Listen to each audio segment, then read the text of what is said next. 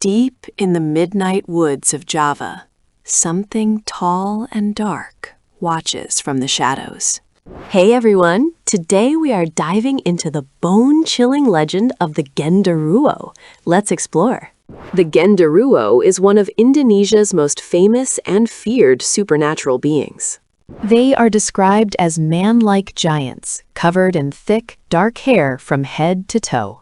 Standing over 10 feet tall, their presence is enough to make any traveler freeze in fear. But how do you know if one is nearby? The first sign isn't sight, but smell. Locals say the scent of roasted cassava or burnt satay suddenly fills the midnight air. If you smell this sweet aroma where no kitchen exists, you might not be alone. The Genduruwo loves to inhabit old, damp places, especially ancient banyan trees. They are also known to haunt old buildings, ruins, and dark corners of traditional houses. In Javanese culture, they aren't just monsters, they are complex spirits of the earth. One of their most terrifying abilities is their power to shapeshift into humans. They often take the form of a husband or a family member to trick unsuspecting victims. This makes them legendary tricksters, often associated with mischievous or even darker deeds. But wait, why do they stay in our world? Myths say they are bound to the land.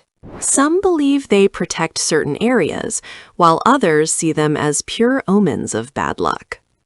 If you hear a deep, rumbling growl that sounds like the earth moving, stay alert. That is the sound of the Genduruwo's whisper, a vibration felt in the chest. Legend says they are particularly active on Friday nights of the Kliwon calendar. During this time, the veil between our world and theirs is at its thinnest. Many villagers still practice rituals to keep these giants away from their homes. The scent of jasmine and lime is often used to mask the roasted cassava smell. It's a battle of scents and spirits that has lasted for centuries in Indonesia. But have people actually seen them recently?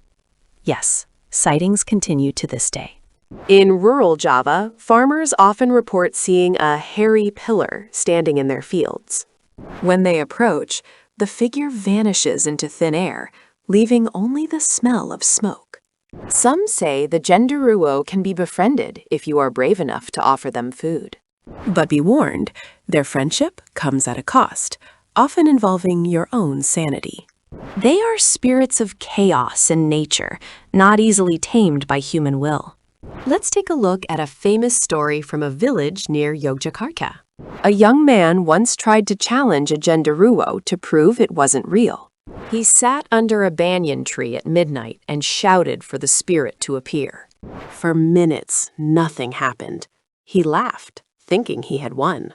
Suddenly, the air became incredibly hot and smelled intensely of roasted meat.